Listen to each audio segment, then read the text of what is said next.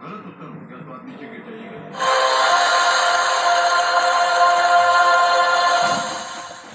1 crore.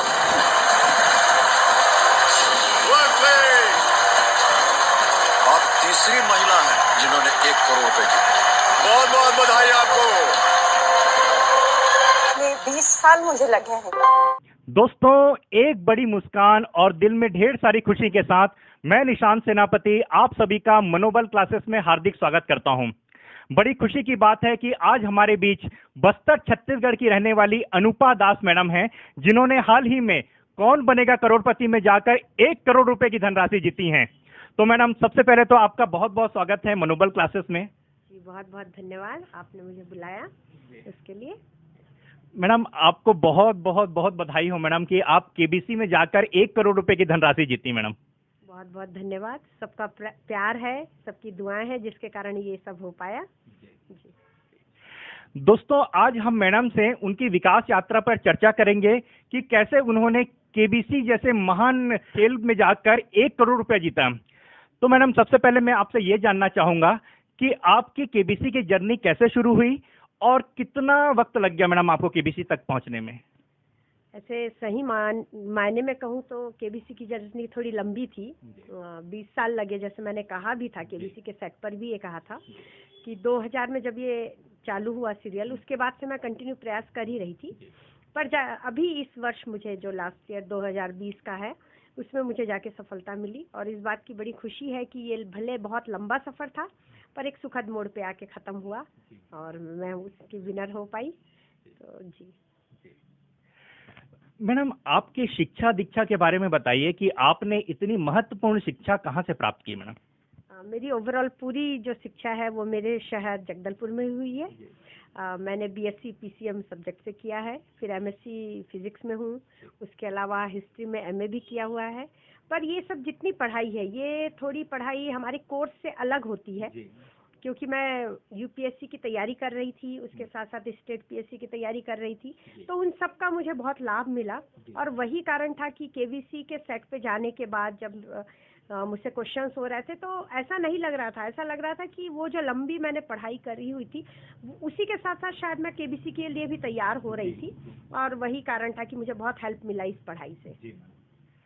Madam, जैसे हम भी अपने घरों में जब केबीसी चलते रहता है तो सोनी लिव ऐप डाउनलोड कर लेते हैं, और जब अमिताभ बच्चन जी प्रश्न करते रहते हैं टीवी में तो हम भी अपने घरों में बैठ के केबीसी खेलते रहते हैं मैडम। और रैंक भी हमको पता चलते जाता है कि हाँ, हमारा इतना रैंक चल रहा है, लेकिन उसके बाद का क्या प्रोसेस होता है मैडम, उसको बताइए कि कैसे पता चलता है कि व्यक्ति को कि उसका सिलेक्शन हो गया है।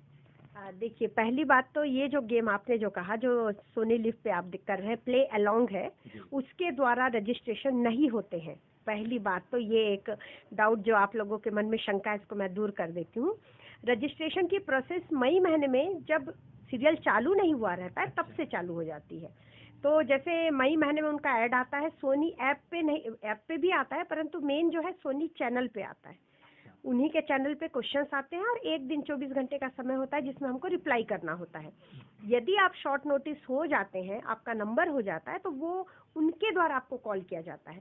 और ये प्रोसेस ऐसा नहीं है कि सिर्फ 2 ही प्रोसेस है, उसके बाद लगभग 8 या 9 स्टेप है जिनमें अलग अलग तौर पे वो एग्जाम लेते हैं और उसके बाद जाके हम वहाँ तक पहुँचते हैं, मतलब फास्टेस्ट फिंगर तक पहुँचते हैं। तो ये लगभग मेरा जैसे चालू हुआ था, मई मंथ में चालू हुआ, मई में जाके नवंबर में खत्म हुआ और नवंबर में ही फिर मुझे रिकॉर्डिंग के लिए बुलाया गया। जी मैडम, जैसे आपको पता चला कि आपका केबीसी में सिलेक्शन हो गया है, तो उसके बाद आपने किस प्रकार से तैयारी की और क्या रणनीति रही मैडम आपकी, क्योंकि बहुत ज्यादा समय नहीं मिल पाता है, इतना सुना हूँ, तो कैसी तैयारी की मैडम। सबसे महत्वपूर्ण मेरे साथ बहुत कम समय मिला, और उसके बाद होता ये है कि उन लोगों के, मतलब केबीसी वालों के इंटरव्यू वगैरह चालू हो जाते हैं, बार बार उनके कॉल आते रहते हैं। तो मेनली मैं 1 तारीख के बाद जब उन्होंने मुझे कॉल किया था, उसके बाद मैं पढ़ाई तो बिल्कुल ही नहीं कर पाई थी। मेंटली बिल्कुल स्ट्रांग थी, पर उस बीच में उनको बहुत सारे क्वेश्चंस के आंसर देने रहते हैं मेरी पर्सनल लाइफ से रिलेटेड, या मैं ये कह सकती हूँ वो मुझे जानना चाहते हैं। तो इसके कारण क्या हो रहा था कि मैं वैसे पढ़ाई नहीं कर पा रही थी, पर ये जो मेरी पुरानी पढ़ी हुई जो चीज़ें थी उसने मुझे बहुत हेल्प की। पर ये बात है कि मैं रोज अप टू डेट रहती हूँ, रोज न्यूज सुनती हूँ या मैगजीन पढ़ती हूँ, तो वो सब जैसा रूटीन चल रहा था उसी का ही जाके मुझे बेनिफिट मिला है। मैडम, जैसे कि आपने बताया कि आप 20 बार में प्रयास किए और 20 सालों से आप ट्राई कर रहे थे, तो आप पहले से किस प्रकार का तैयारी करते थे मैडम? प्रॉपर करंट अफेयर पढ़ते रहते थे और जनरल नॉलेज का भी प्रॉपर तैयारी करते रहते थे? मतलब पहले से क्या रणनीति थी ताकि हमारे दर्शकों को भी इसका लाभ हो मैडम? बिल्कुल सही प्रश्न आपने किया। देखिए, करंट अफेयर्स ऐसा है, मेरे लिए, मुझे ऐसा लगता है कि मेरे लिए एक सामान्य ज्ञान रखना हमेशा मेरी प्रायोरिटी रही है। यही कारण है कि न्यूज़पेपर पढ़ना या न्यूज़ सुनना वो मेरी डेली रूटीन का पार्ट है। अभी आप यदि केबीसी की तैयारी करना चाह रहे हैं और सोचे कि एक बुक से तैयारी हो जाएगी या एक मंथ में हम 4 मैगजीन पढ़ ले, तो ये हो नहीं सकता, क्योंकि ज्ञान की कोई सीमा नहीं है। वो जो लंबा हमारा पढ़ने का जो तजुर्बा था उसने ही मुझे इतना बेनिफिट दिया है। और जो पढ़ाई होती है वो ऐसा है कि एक दिन में आप पंडित नहीं बन सकते, उसके लिए अनवरत प्रयास की जरूरत होती है। तो वो जो 2000 से लगभग चला आ रहा था, मेरा जो था 2000 या 99 से जो चला आ रहा था, उस पढ़ाई ने ही मुझे जाके इतना हेल्प किया कि मुझे अलग से केबीसी के लिए नहीं पढ़ना पड़ा। मैं ये नहीं बोलूंगी कि मैं 15 दिन में प्रिपेयर करके गई हूँ, बिल्कुल मैं मेंटली इसलिए स्ट्रांग थी और शायद मैं इसलिए उतना कॉन्फिडेंटली उनके क्वेश्चंस का आंसर दे पा रही थी। मैडम, केबीसी में पहुंचने के बाद भी क्या कुछ ऑडिशन वगैरह होता है, कुछ टेस्ट होता है, इस टाइप से कुछ होता है क्या मैडम? इसको बताइए कुछ।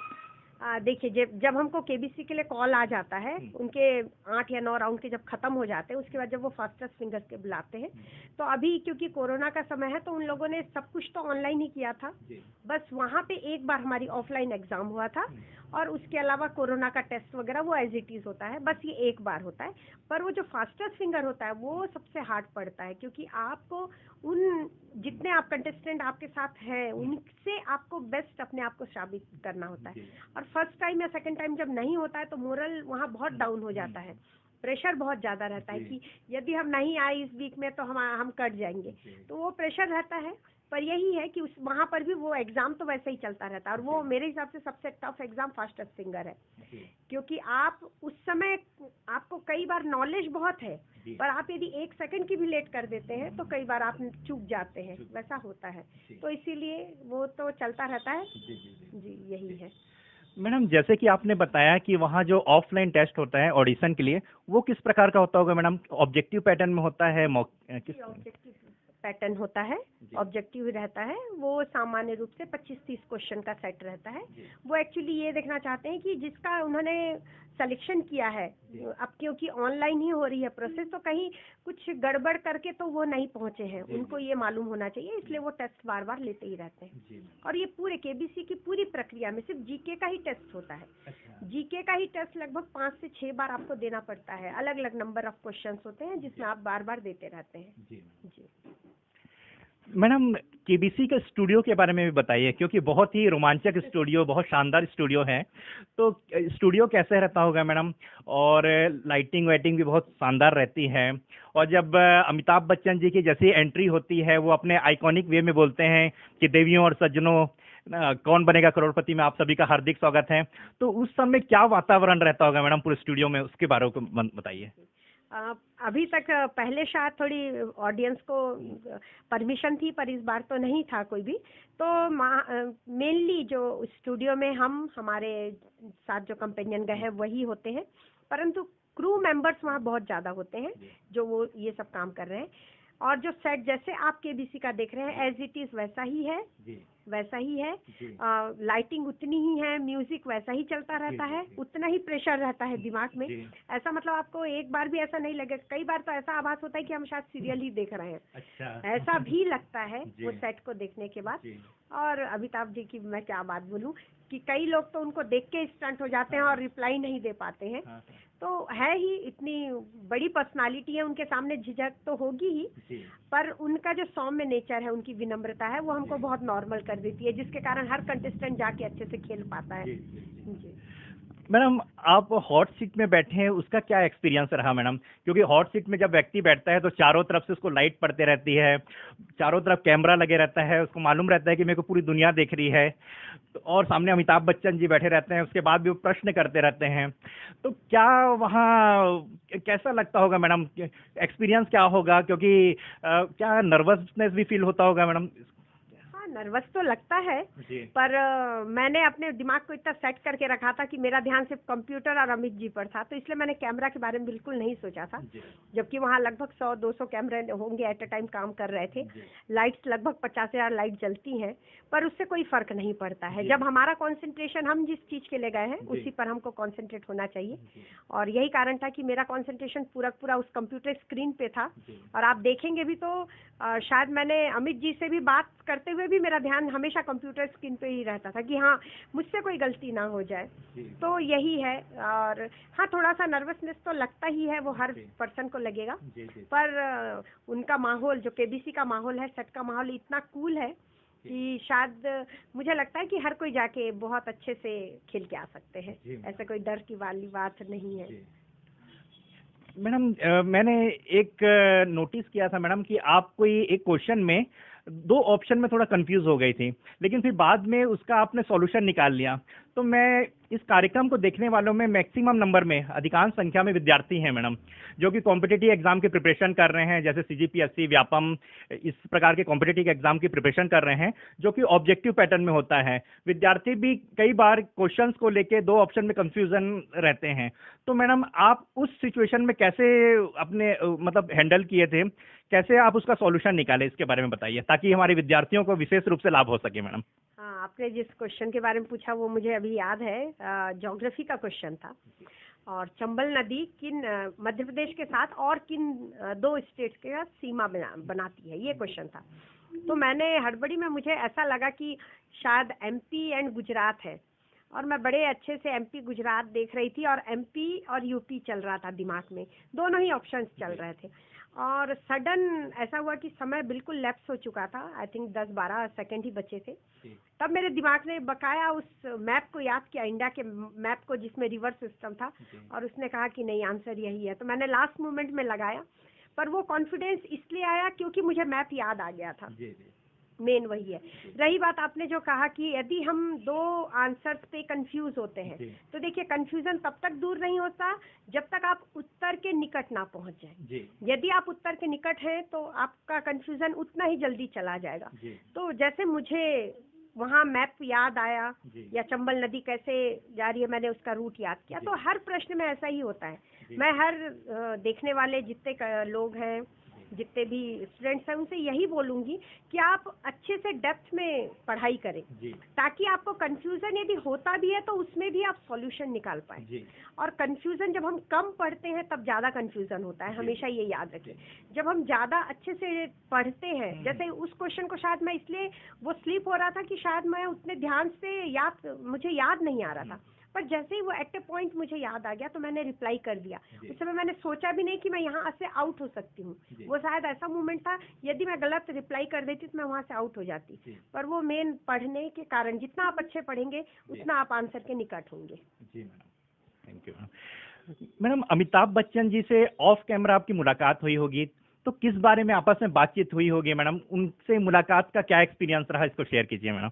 अभी कोरोना के कारण हुआ ऐसा है कि अमित जी से ऑफ कैमरा बातें बहुत ज्यादा नहीं होती है, नॉर्मल होता है, थोड़ा सोशल डिस्टेंसिंग रहता है, वो सभी कंटेस्टेंट से एक साथ ही बात करते हैं। पर ऑन कैमरा जो मतलब केबीसी में दिखाया भी नहीं गया, हमारी बहुत लंबी चर्चा हुई। तो सामान्य तौर पे सर ने मेरी फैमिली के विषय में, मेरे कैरियर के विषय में, मेरे शहर बस्तर डिस्ट्रिक्ट और यहाँ के जो कल्चर है उसके विषय में बहुत सारे क्वेश्चंस पूछे थे। तो वो एक लंबी चर्चा होती है, लगभग 4-4.5 घंटे की वो चर्चा थी। तो उस चर्चा में सर का भी ये रहता है, और हम भी सोचते हैं कि हम उनसे मिल रहे हैं तो वो हमको थोड़ा पहचाने, हम उन्हें पहचाने। तो उन्होंने बहुत कोऑपरेटिवली हमसे क्वेश्चन पूछा, हमसे जानना चाहा कि जगदलपुर का परिवेश कैसा है, या हम जैसे जगदलपुर को जानते हैं क्या वैसा ही है या उससे अलग है, या उन्होंने जो मेरी वीडियोग्राफी की थी उसको देख के उन्होंने समझा। तो इससे ये ऑन कैमरा ही हमारी बात हुई थी, पर बहुत लंबी बात हुई। और इन सब में मैंने देखा कि अमित जी बहुत शांति से सभी बातों को सुनते हैं। वो हमेशा ये चाहते हैं कि हर पर्सन को उतना टाइम दे जो उनके सामने बैठे, और वही कारण है कि इतने अच्छे माहौल में हम वहाँ बैठ के खेल पाए। तो ज्यादा अच्छा जब माहौल होता है तो हम आंसर भी उतने अच्छे से कर पाते हैं। मैडम, अब आप 1 करोड़ रुपए जीत चुकी हैं, तो आप क्या सोचे हैं मैडम कि मैं क्योंकि 1 करोड़ रुपए बहुत बड़ा अमाउंट होता है मैडम, तो आप क्या सोचे हैं कि इसको मैं कहाँ इन्वेस्ट करूंगी, कहाँ खर्च करूंगी, इसके बारे में कुछ बताइए मैडम। अभी तो मैंने कुछ नहीं सोचा है, पहले ही बताई थी कि मैंने कहा भी था केबीसी पर कि मेरी मदर प्रायोरिटी है, तो अभी उनके इलाज के लिए जो खर्चा होगा उसके बाद जो बचेगा वो मैं अपने हिसाब से जो भी मेरी सेविंग्स होंगी या जो प्रायोरिटी होगी उस समय की वो उस हिसाब से करूंगी, और कुछ मैंने सोचा भी नहीं है जी। मैडम, हम भगवान से प्रार्थना करेंगे कि आपकी माता जी जल्द से जल्द स्वस्थ हो जाएं और जल्द से जल्द अस्पताल से घर वापस आ जाए मैडम। जी घर में ही है जी, घर में ही अभी इलाज तो कंप्लीट हो गया है, पर कुछ मंथ में हमको वो चेकअप चलता ही रहता है। तो अभी ठीक है मम्मा, सबकी दुआओं का ही नतीजा है। जी। मैं बल्कि इस कार्यक्रम के माध्यम से जो जितने भी हमारे दर्शक देख रहे हैं, आप सभी से हाथ जोड़ के निवेदन करूंगा कि इनकी माता जी के लिए प्रार्थना कीजिए कि भगवान से कि वो जल्द से जल्द स्वस्थ हो जाएं।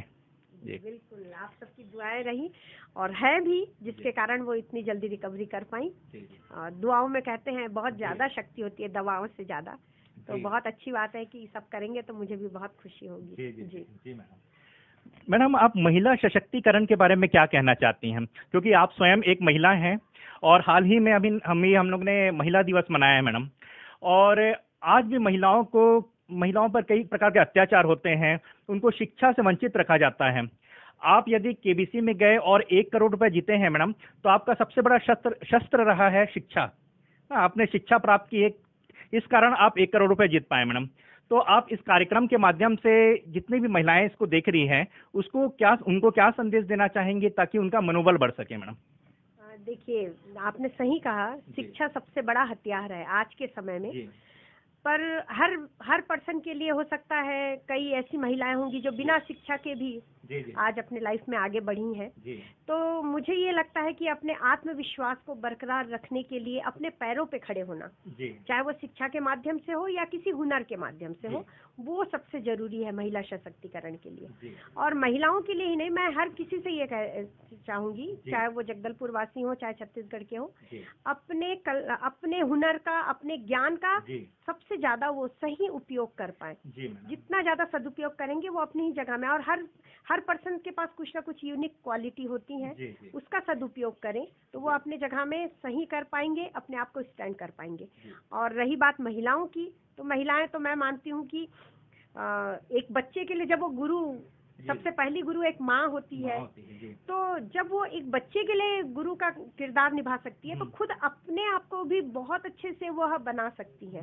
तो इसलिए यदि महिलाएं अपने परिवार के साथ साथ थोड़ा अपने बारे में सोचें, चाहे ज्ञान के रूप में हो चाहे हुनर के रूप में हो, किसी भी रूप में सोचें, तो वो अपने आप को बहुत अच्छे से स्टैंड कर पाएंगी। और आज के इस वर्तमान परिवेश में ऐसा है कि आर्थिक रूप से हमको स्ट्रांग होना भी बहुत जरूरी होता है। किसी एक मदर जब स्ट्रांग होती है तो बच्चों को बहुत फायदा मिलता है। तो मैं इसलिए मेरा ये मानना है कि प्रत्येक महिला को अपने आप से कुछ अर्न करना चाहिए, आर्थिक रूप से मजबूती अपने आप को देनी है, निर्भर होना चाहिए, और मजबूती अपने आप को तो मजबूत बना के रखे ताकि वो दूसरे का सहारा बन पाए। जी, बहुत ही अच्छा विचार है मैडम आपका। मैडम, जैसे कि मैंने बताया कि इस कार्यक्रम को देखने वालों में अधिकांश संख्या में विद्यार्थी हैं मैडम, जो कि कॉम्पिटिटिव एग्जाम की प्रिपरेशन कर रहे हैं, जैसे सीजीपीएससी, व्यापम और जितने भी अन्य जो सरकारी नौकरी के जितने भी कॉम्पिटिटिव एग्जाम होते हैं उसकी प्रिपरेशन कर रहे हैं। और मैडम, मैं बताना चाहूँगा कि आज के समय में जो कॉम्पिटिटिव एग्जाम है काफ़ी टफ होते जा रहे हैं मैडम। तो बच्चा क्या करता है, एक बार प्रयास करता है, 1-2 बार प्रयास करने के बाद जब उसको सफलता नहीं मिल पाता तो वो काफ़ी निराश हो जाता है। कई बार बच्चे डिप्रेशन का भी शिकार हो जाते हैं मैडम। तो आप इस कार्यक्रम के माध्यम से विद्यार्थियों को क्या संदेश देना चाहेंगी ताकि वो मकड़ी के भांति फिर से उठ खड़े होने की भावना अपने दिलों में संजोए रखें और उनका मनोबल बढ़ सके मैडम? सही बोलूँ तो एक स्टूडेंट के लिए जी सबसे इम्पोर्टेंट पढ़ाई नहीं होती है, जी उसका आत्मविश्वास होता है। जी यदि उसमें आत्मविश्वास है तो हर बार वो लड़खड़ा कर गिरेगा, किसी एग्जाम में फेल होगा, फिर भी उसे खड़े होकर फिर दूसरे बार एग्जाम की तैयारी करनी होगी। ये जुनून होना चाहिए एक अच्छे स्टूडेंट की, ये सबसे महत्वपूर्ण क्वालिटी है। और पीएससी या यूपीएससी या व्यापम की जितनी भी परीक्षाएं होती हैं, देखिए आजकल तो इतने सारे पेपर्स होने लगे हैं कि आपके पास ऑप्शंस बहुत हैं। आपका एक में नहीं हुआ तो दूसरा ऑप्शन है। और पढ़ाई के साथ सबसे अच्छी बात ये होती है कि पढ़ाई कभी भी लाइफ में वेस्ट नहीं होता है। तो आप अपने ऊपर विश्वास रखिए, अपने आत्मविश्वास को बनाए रखिए, अपने आप को सेल्फ मोटिवेट करते रहें। सबसे इम्पोर्टेंट अपने आप को सेल्फ मोटिवेट करना है। और यदि आपको सेल्फ मोटिवेशन नहीं मिल रहा है तो अपने परिवार से, अपने दोस्तों का सहारा लीजिए। और अपने आप को जितना ज़्यादा मोटिवेट करेंगे, आपकी पढ़ाई उतना ही ज़्यादा आपके काम आएगी। और हमेशा ईमानदारी से जब प्रयास किया जाता है तो उसका फल जरूर मिलता है। और मैं तो खुद बता ही रही हूँ आपको कि मैं 2000 से तैयारी कर रही थी। इतने बार मेरा सिलेक्शन नहीं हुआ, लगभग 8 या 9 बार तो मैंने मेंस दिया है, एक बार सिविल का दिया है। तो इतने बाद होने के बाद कई बार मैं भी बहुत टूटी हूँ, पर वो आपका जो कॉन्फिडेंस है, आपका परिवार का, आपके परिवार का साथ, यही आपको मजबूती से खड़े होने देते हैं। और हमेशा उस जिस ज्ञान के कारण हम खड़े हैं वो हमको हमारे लाइफ में हमेशा फायदा ही देता है, कभी नुकसान होता ही नहीं है। उसका मैं शायद जीता जागता उदाहरण हूँ, मैं अपने आप को मानती हूँ। तो आप मेहनत करें, ईमानदारी से करें, पूरा प्रयास करिए, सफलता जरूर मिलेगी। पहली बार में ना सही, दूसरी बार ना सही, 5वीं बार, 6वीं बार में भी मिलेगी जरूर। जी मैडम, बिल्कुल आपने जैसे जिस प्रकार से आपने बताया कि 20 बार प्रयास करके आप केबीसी तक पहुंची है मैडम। 20 बार एक बहुत लंबा प्रयास होता है, उसमें उसके लिए काफी मनोबल की जरूरत होती है। 20 वर्ष का प्रयास, वो बहुत बड़ी बात है मैडम। मैडम, आपका ये जो जीवन शैली है और जो आपके जो संघर्ष की गाथा है, उसको देखते हुए मुझे माननीय अटल बिहारी वाजपेयी जी की कुछ पंक्ति याद आती है, मैं बोलना चाहूंगा मैडम। ठीक है। क्या हार में क्या जीत में, किंचित नहीं भयभीत में, कर्तव्य पथ पर जो मिला ये भी सही वो भी सही, वरदान नहीं मांगूंगा हो कुछ पर भी, लेकिन हार नहीं मानूंगा, मैं हार नहीं मानूंगा। बहुत बहुत धन्यवाद, कितनी अच्छी बात कही। मेरे हिसाब से ये जो कविता आपने गाई है अभी अटल जी की, ये हर प्रयास करने वाले पर्सन के लिए बिल्कुल सटीक है, जो भी प्रयास कर रहे हैं। जैसे आपने कहा कि मकड़ी के समान, और रियल बात है, हमको मकड़ी या चींटी से समझते रहना है कि वो अपने लाइफ भर प्रयास करते रहते हैं, तो हम क्यों प्रयास करना छोड़ दें। एक एक डेस्टिनेशन यदि मिलता है तो वहाँ रुक ना जाए, थके ना, थोड़ा सा और बढ़े प्रयास। इस बार यदि हमने 50% किया तो दूसरी बार 55% करें। प्रयास का परसेंट धीरे धीरे बढ़ाते रहे, सफलता बहुत स्वर्णिम होगी, बहुत खूबसूरत होगी, ये मेरा मानना है। जी मैडम, अंत में आप हमारे दर्शकों से कुछ अपने जीवन का एक्सपीरियंस शेयर करना चाहते हैं, या कुछ ऐसी बातें जो कुछ प्रश्न मैं आपसे ना पूछ पाया हूँ, या आपकी कुछ मन की बातें यदि शेयर करना चाहते हैं तो मैं बिल्कुल इसका स्वागत करूंगा मैडम। देखिए सर, सही बात बोलूँ तो लाइफ बहुत स्मूथ नहीं होती है। यदि मैं अपनी लाइफ को आज से 20 साल पहले लेके जाऊं तो कॉलेज के समय हमारी थिंकिंग अलग होती है, पर जब हम पर्सनल लाइफ में आते हैं उसके बाद भी बहुत डिस्टर्बेंस होते रहते हैं। पर हमारे लाइफ में जो विपत्तियां होती है वो हमको और ज़्यादा निखार लाने में मतलब सहायक होती है। जैसे हम सोचते हैं कि हमारे लाइफ में जितनी परेशानियां हुई, आज यदि मेरी बात की जाए तो आपको शायद मालूम होगा कि एक डिवोर्सी हूँ। आज मेरे पेरेंट्स के साथ ही मैं रहती हूँ। मेरी सिविल सर्विसेज की तैयारी सफल नहीं हो पाई, पर मुझे आज इन बातों को मैं सोचूं तो ये सब बहुत छोटी बातें लगती हैं। ऐसा लगता है कि उन सब में, जैसे सोना जब आग में जलता है तो उसमें निखार आता है, तो एक स्टूडेंट के जीवन में भी जब ये परेशानियां आती हैं या बार बार वो परीक्षा दे दे के असफल होता रहता है, वो बार बार तपता रहता है, उसके बाद जो सफलता मिलती है उसमें ज्यादा निखार आता है। तो ये हर बच्चे को सोचना पड़ेगा। हमारी लाइफ में सब चीजें हमारे अनुसार नहीं हो सकती, पर जो भी होंगी उसको हमको पॉजिटिव वे में, सकारात्मक रूप से सोचना है। उसको लेते हुए यदि हम आगे बढ़े तो आपके लिए जो मुकाम बना हुआ है वो आपको मिलेगा ही, जो आपने सोचा है वो मिलेगा ही। जी मैडम, बहुत अच्छे विचार प्रकट किए आपने। आपका बहुत बहुत धन्यवाद मैडम, आप मनोबल क्लासेस के लिए समय दिए। दोस्तों, यदि आपको इसी प्रकार छत्तीसगढ़ के फेमस पर्सनालिटीज का इंटरव्यू देखना है और सक्सेसफुल लोगों का उनका संघर्ष गाथा सुनना है, साथ ही साथ कॉम्पिटिटिव एग्जाम से रिलेटेड वीडियो, करंट अफेयर या अन्य जानकारी चाहिए, तो प्लीज आप हमारे यूट्यूब चैनल को सब्सक्राइब कर लीजिए और घंटी का जो बेल आइकन है उसको प्रेस कर लीजिए।